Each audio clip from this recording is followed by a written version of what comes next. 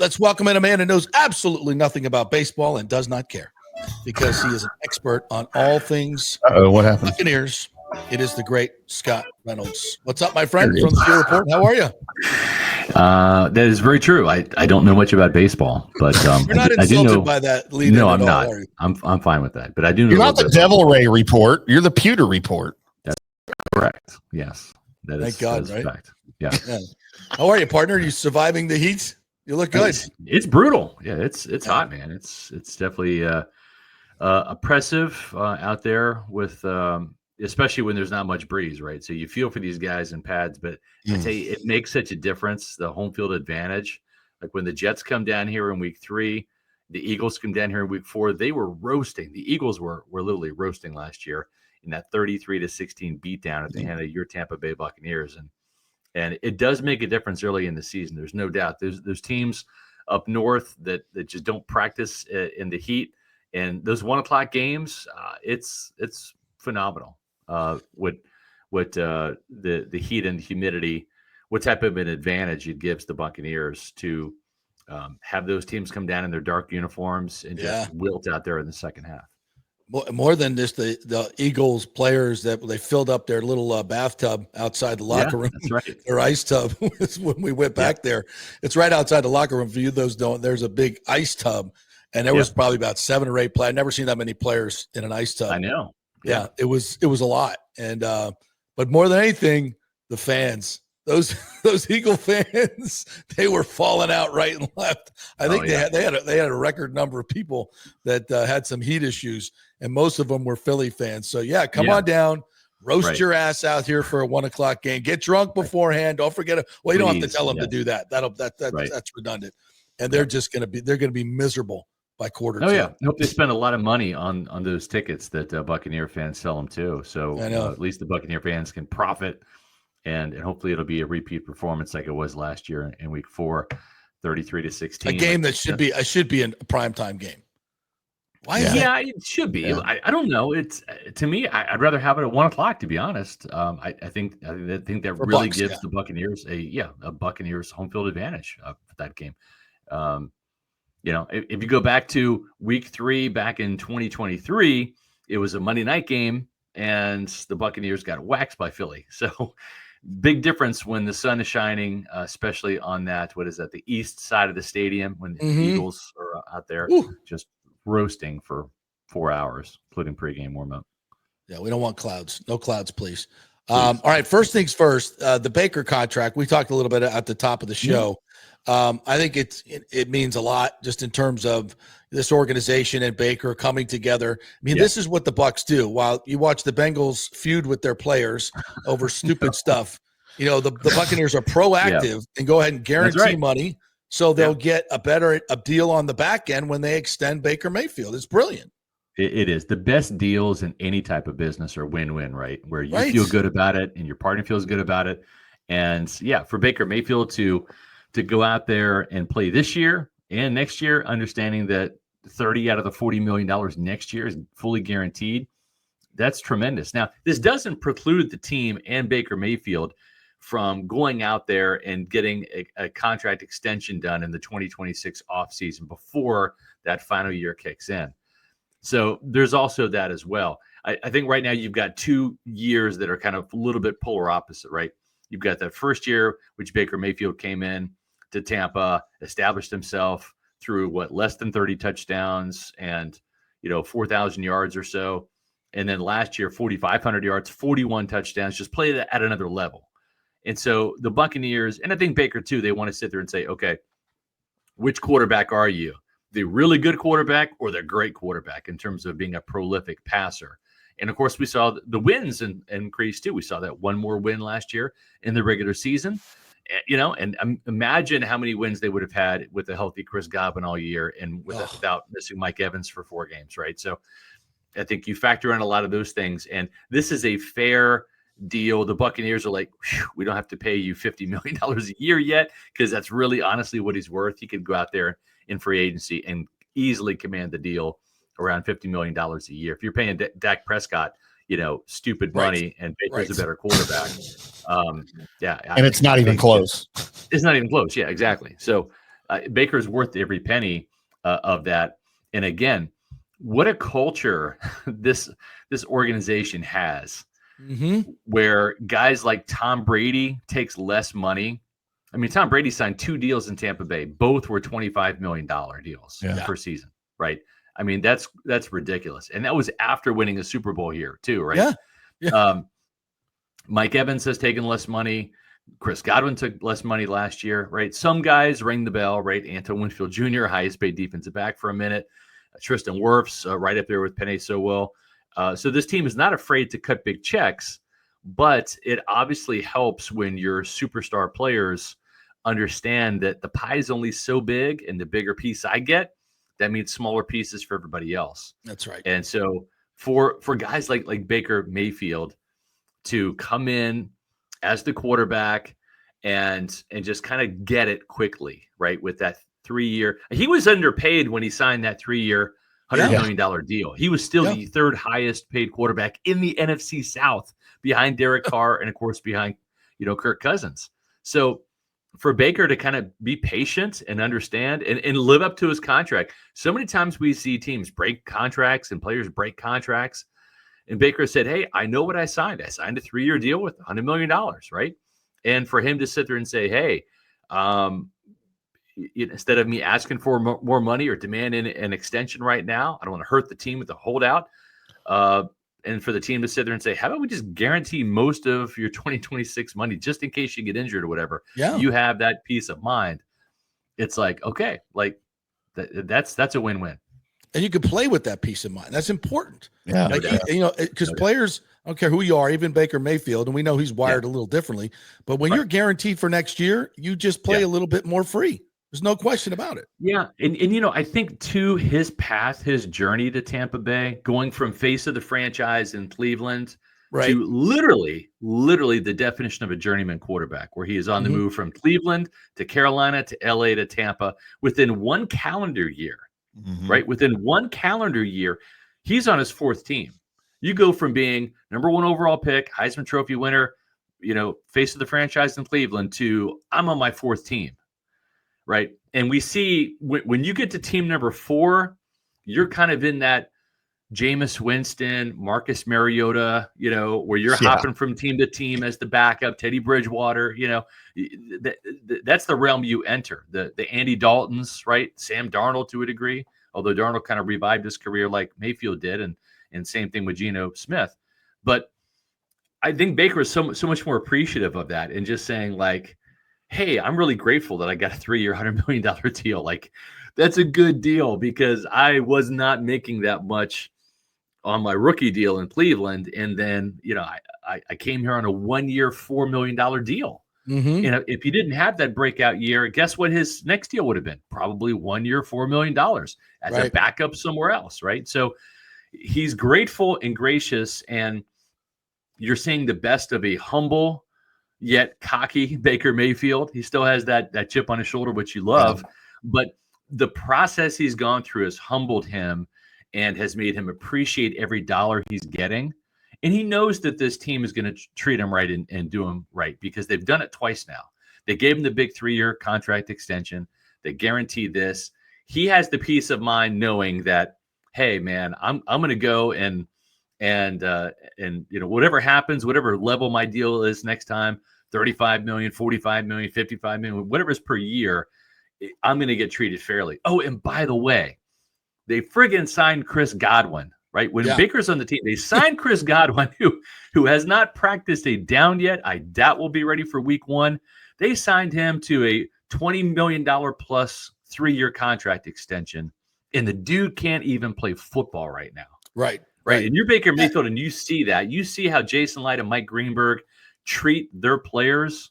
And every other player sees it too. It reverberates. Absolutely. Just like what the Bengals do to Trey Hendrickson and Shamar Stewart reverberates through the locker room. These things reverberate through the locker room as well. And it totally changes the culture. That's why I said at the beginning of the show, it manifests the great culture between ownership and players. We know that within the team, there's great chemistry, but when ownership and when the players trust the front office, that's a whole different dynamic that really brings everything together. True? It is. And, there are some teams, and I've talked to coaches and I've talked to players from other teams. There are some players on other teams, I'm not going to name names, that fear the general manager. Yeah. That literally don't want to talk to the GM because they think, oh, crap, if this guy comes to talk to me, like, am I getting cut? You know? Go interview any Dallas Cowboys player. Yeah, and they go into self-preservation mode as players because they have no security. Exactly. Right. Yes, and then it becomes all for one and not one for all. Right. And that's not the case in Tampa. It is all for one and one for all here. And and it's, you mentioned it's the Lasers, it's Jason Light, it's Todd Bowles, all the way down to the team in the locker room. It is like one, like granite, like a big slab. We're all of rowing granite, together, and it's great and it's unique. And I've said it before, I'll say it again. I covered the Tony Dungy years. I covered the John Gruden years. Those two coaches are the top two coaches in terms of wins overall. Gruden has the overall record, Dungy not far behind. Gruden won a Super Bowl. Bruce Arians, I covered his tenure here. He won a Super Bowl. The locker room is as tight now. There's more team chemistry, more camaraderie now than there was under Bruce, than there was under John, and there was under Tony. It's amazing to see. Yeah, I totally agree on that. Tim, you want to jump in here? I don't know any other place. I'm a big fan of Baker. I followed Baker, when he was at Tech, when he went to OU, won the Heisman, got drafted by Cleveland, #1 overall. And by the way, that was the second Cleveland Browns jersey I bought in my life because I bought a Johnny Manziel Cleveland Browns jersey. Oh, okay. Gig 'em. It's quite the admission, Tim. So, but man, a big fan of Baker and I hated him at OU, but anyway, so I followed him, and him getting booted out of Cleveland for Deshaun Watson, basically, after they facilitated that trade a couple months later. Baker's gone, gets shipped to Carolina. And then you think about Carolina having a quarterback room with Baker Mayfield and Sam Darnold in it at the same time. And they just booted those guys out. Look what they've done since. And then he has the huge game in LA for the Rams, that Thursday night game where he got there 2 days before, and then the game-winning drive. And then, Baker's shown what he can do, and he needed an opportunity like Tampa Bay. And I don't know that he could have done this anywhere else. Not that he wasn't physically capable, but in the system and with the personnel around him, I think that's what's made him successful in Tampa. And I think he knows that as well. No doubt. And his experience playing for 15 different offensive coordinators before he got to Tampa has certainly helped him adjust in Tampa now with 3 different in 3 or 4 in 4 years. So it's insane.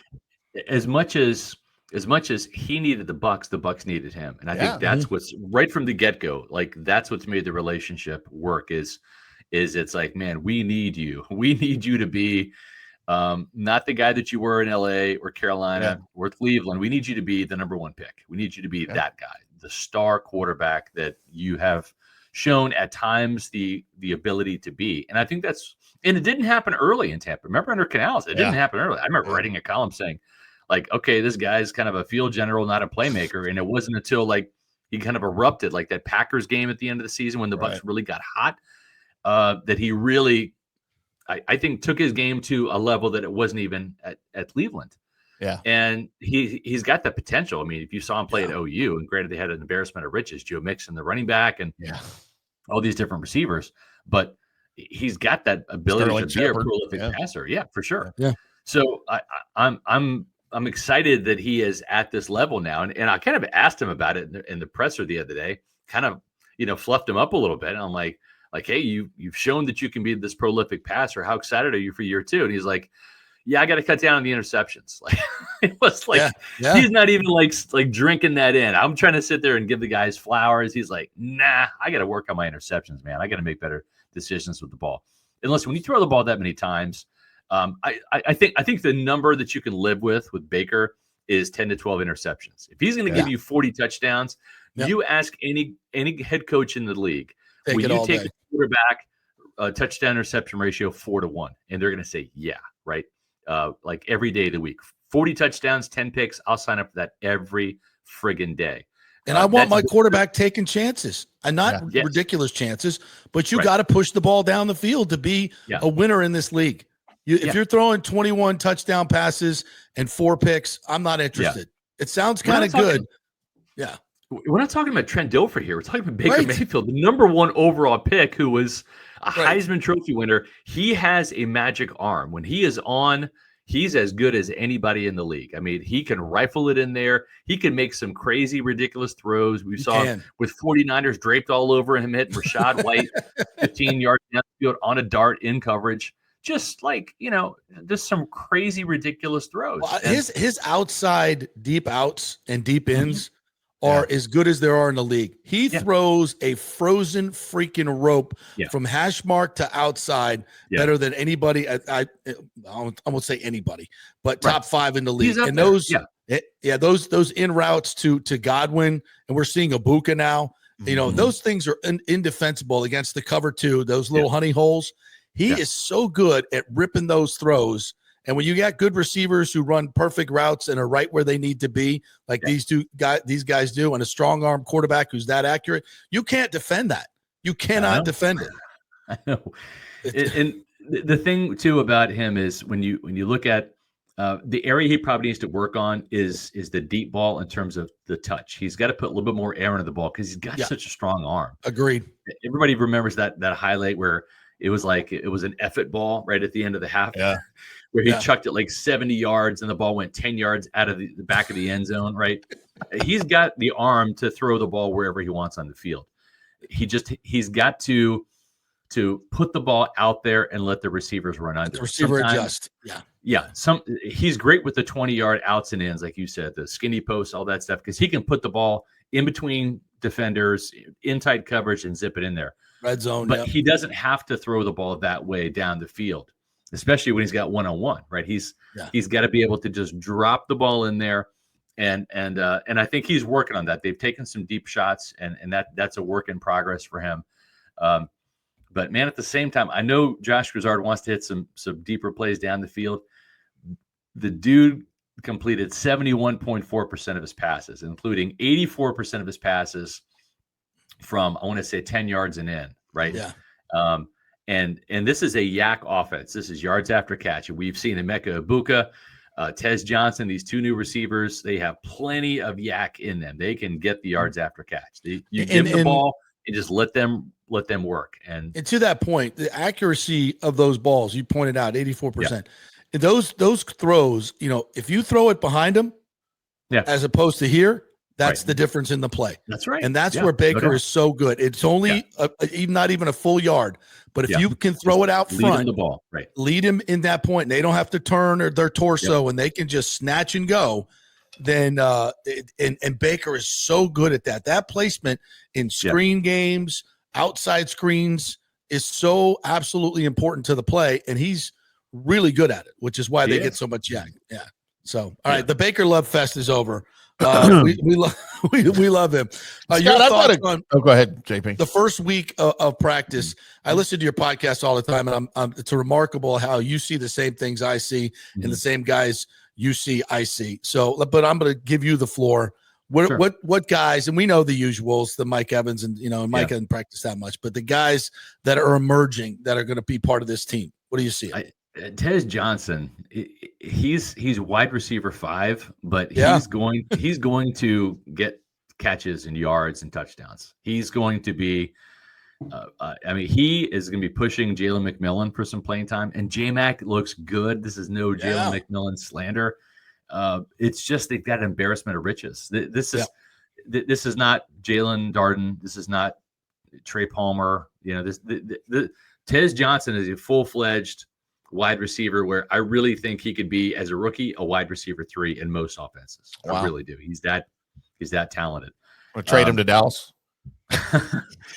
No, because here's the nutso thing is there's going to be a day and time, and hopefully it's later rather than sooner, where Mike Evans is going to hang it up and Chris Godwin is going to hang it up.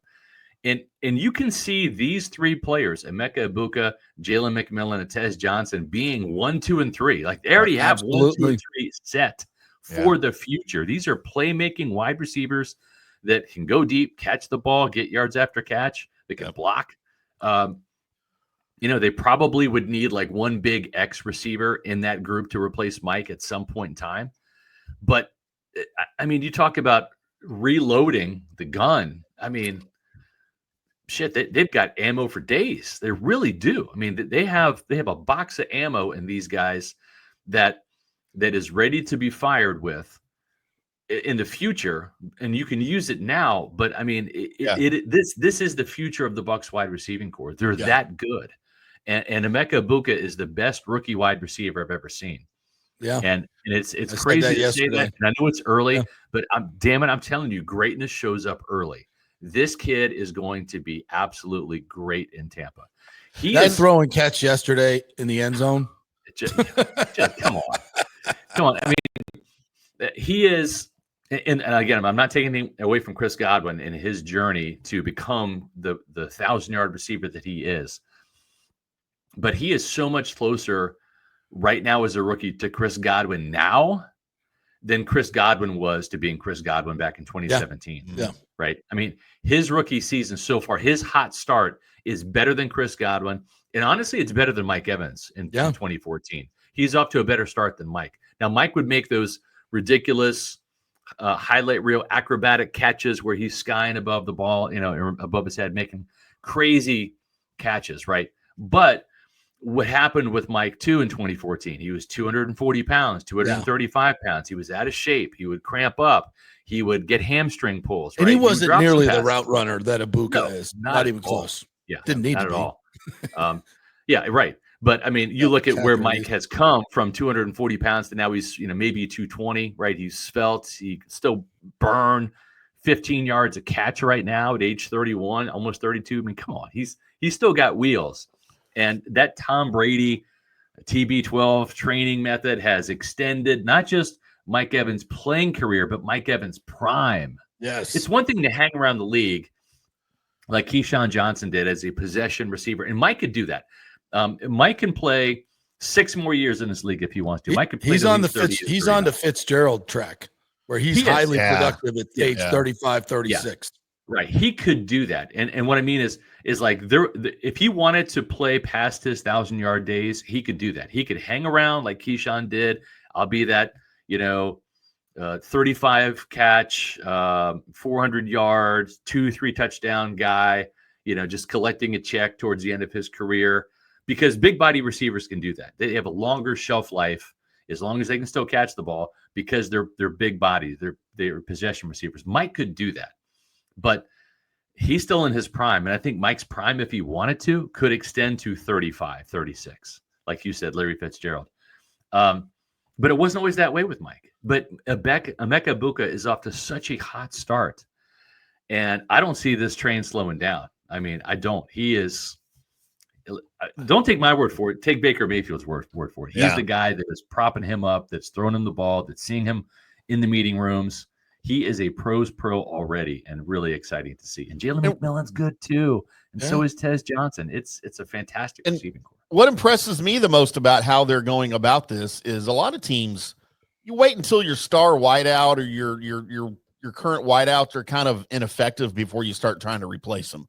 Right. And then you've got a gap of a couple of years where you're trying to find a guy and now your wide receiver room sucks while other players are still maybe in their prime. But Light's gone out and he's replaced the entire wide receiver room in the matter of a couple of years. And he didn't have to yet. So now you've got these guys coming on, learning offenses, learning the team. And then when that finally does happen, they're in their prime. They're not learning anymore. They already know what they're doing. And that's we talked about before you came on the Super Bowl window for the Bucs, maybe being until Baker's at age 35. And this is part of it. Now you've got your wide receiver room set for the next 7-8 years, You're right, Tim. You're exactly right. And when there's always a silver lining, right? Nobody was satisfied with the losing to the Commanders in the playoff game and all that. All right, well, what did that bring? Zach Beislein, right? The game management guy, right? So maybe if you beat the Commanders and you lose in the next round to Detroit or whoever they would have played, maybe that's not the call to arms that it was for Todd Bowles to get the game manager help, right? The guy up in the booth. If you don't lose Mike and Chris last year, you don't go through that 4-game losing streak again. Maybe you don't spend the first round pick on Emeka Egbuka, and you don't sit there and say, holy crap, man, we have a chance to get Tez Johnson here in the 7th round. Let's do it. Maybe that doesn't happen. So the silver lining in those L's, the silver lining in the disappointing season can be the ray of light for the next year, for 2025 in those areas. And like you said, it's not just this year, but Zach Beislein, if he helps Todd Bowles level up and this team is winning games because of strategic efficiency rather than strategic ineptness, then the Buccaneers win playoff games and they advance further, right? Maybe they win a Super Bowl under Todd Bowles. And maybe this receiving core does extend, the prime years of Baker Mayfield, because at some point in time, it's like, the arm strength is not going to be there, right? I mean, look at Kirk Cousins. He was a prolific passer, and now his body's just kind of breaking down. The same thing's going to happen. The same thing happened to Tom Brady, right? Yeah, of course. It's going to happen to Baker Mayfield. But you give a guy enough good weapons, and it just extends that year of prime or two where it's not always resting on the arm of Baker Mayfield, where he's got to just be Superman with the ball. But maybe it's the wrist of Baker Mayfield. Just dump the ball off to the playmakers and let them make the plays, Yeah, he's going to do a lot of that. Hey, real quick, talk a little bit about what I think is the biggest plus in camp right now, and that's the secondary that needed to improve. Yeah. And the 2 rookies look fantastic. We forget all about Bryce Hall, who was a starting corner in this league with the Jets, and he's playing well. The entire group, I think, is really, really playing well. They're playing faster because I think they've simplified the defense a little bit. They're communicating because they're all in the same room. This to me is the biggest improvement overall, pass rush and pass defense, which is exactly what they needed to improve. That's right. To go. Yeah. Kendall Vildor too. He's got 2 picks. Don't forget about him. Yeah.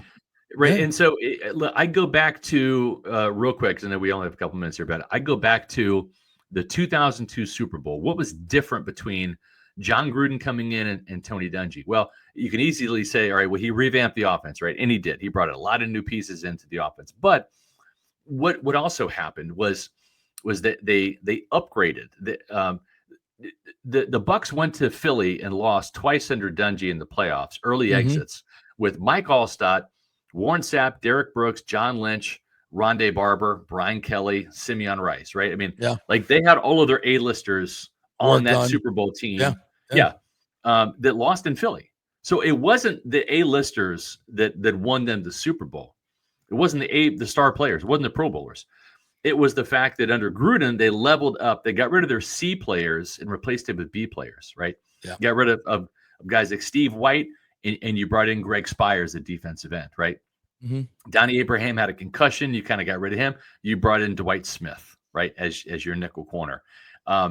And Keenan McCardell, Joe Jurevicius. Right. Yeah. You Dave Moore, and you got Ken Dilger and Ricky Dudley in there, right? Jurevicius.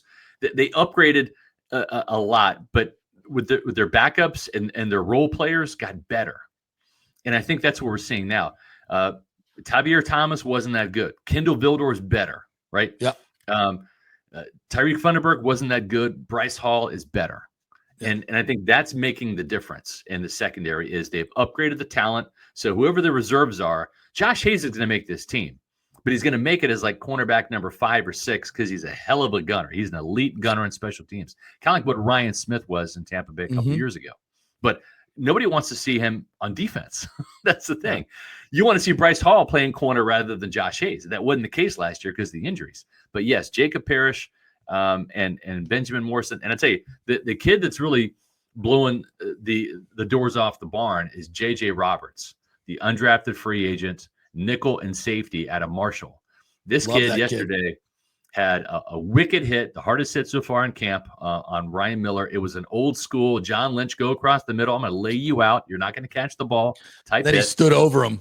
Then he stood over him. Yeah, almost flex. But I kind of like that edge. Yeah, I did too. Yeah. Then he had a pick early in one-on-ones, and then he came free on a blitz and got a sack.